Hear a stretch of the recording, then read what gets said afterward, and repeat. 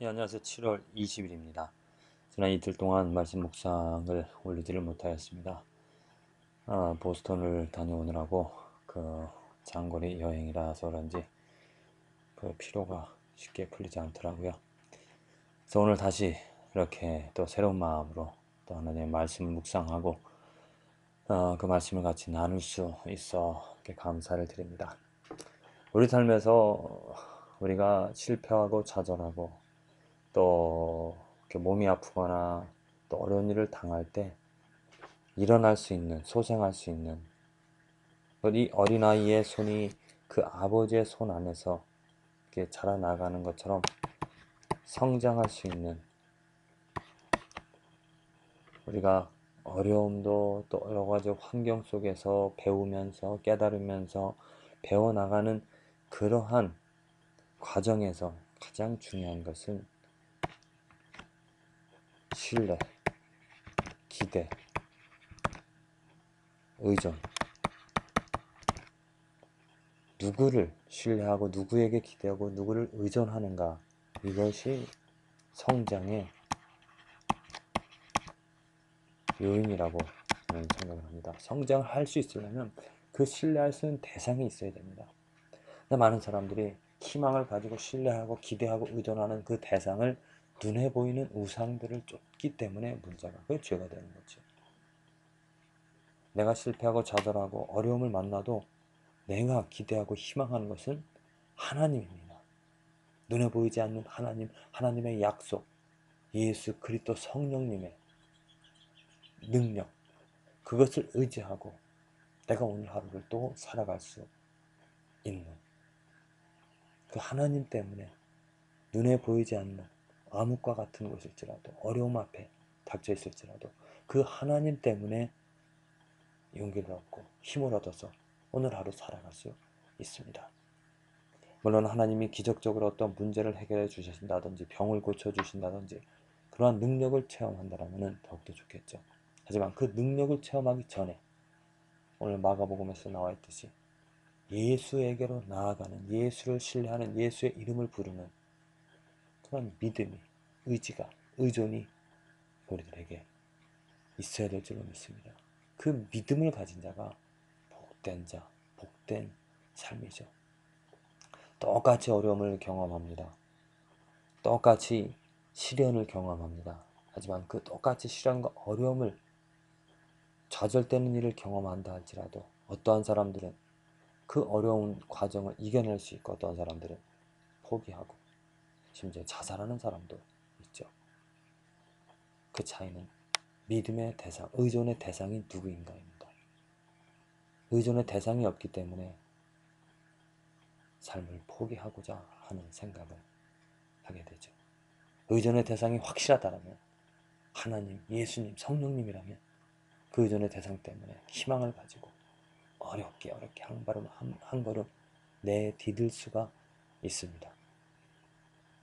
오늘 우리 삶에서 무엇에 희망을 가지고 어떤 것에 의지하면서 삶을 살아가겠습니까? 살아계신 하나님, 살아계신 하나님, 구원하여 주신 예수님, 함께 하시는 성령님을 의지하여서 그 삼위일체 하나님께서 나를 새롭게 하시고 나를 변화시키고 나를 그리스도의 분량까지 자라나가게 하실 것이라는 확실한 약속, 그 믿음을 가지고 살아갈 때 우리들은 승리할 수 있고 어떤 어려움도 문제도 이겨나가게 되어지리라 확신합니다. 오늘 말씀에도 나와 있는데, 말씀을 보기 전에 그 하나님께서 의지를 할 때 또 기대를 할 때 그 하나님께서 행하시는 일이 무엇인가? 가장 첫 번째가 죄를 깨닫게 하시는 일입니다. 죄를 알게 하는 일. 이 죄를 아는 일이 믿음을 가진 자가 누릴 수 있는 가장 큰 축복, 그 축복의 시작이라고 저는 생각을 합니다.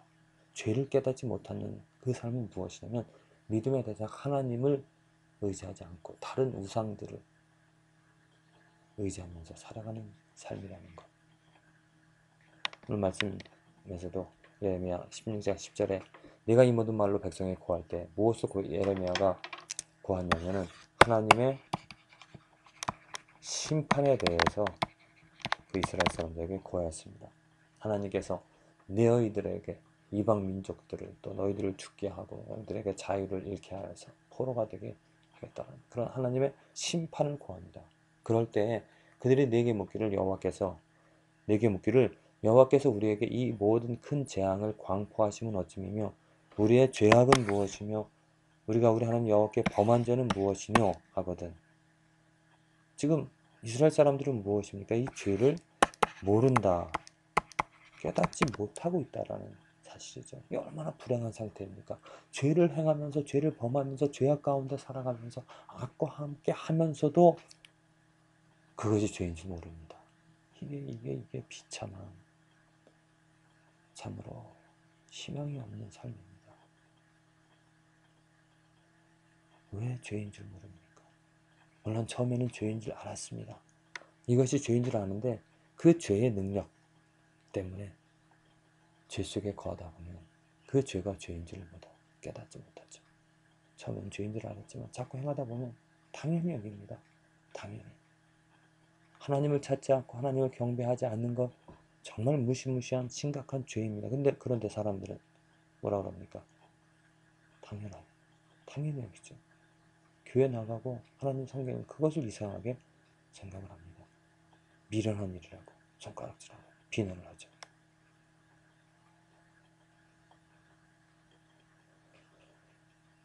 믿는 자, 교회 다니는 자라고 하는 사람들 가운데서도 이런 모습들을 우리 많이 보게 되어집니다.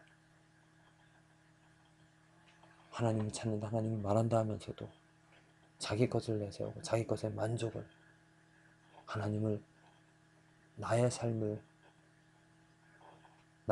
지켜주는 어떤 요술 램프와 같은 그러한 우상으로 만들어서 살아가는, 또 그것을 당연시 여기죠. 죄인 줄 모릅니다.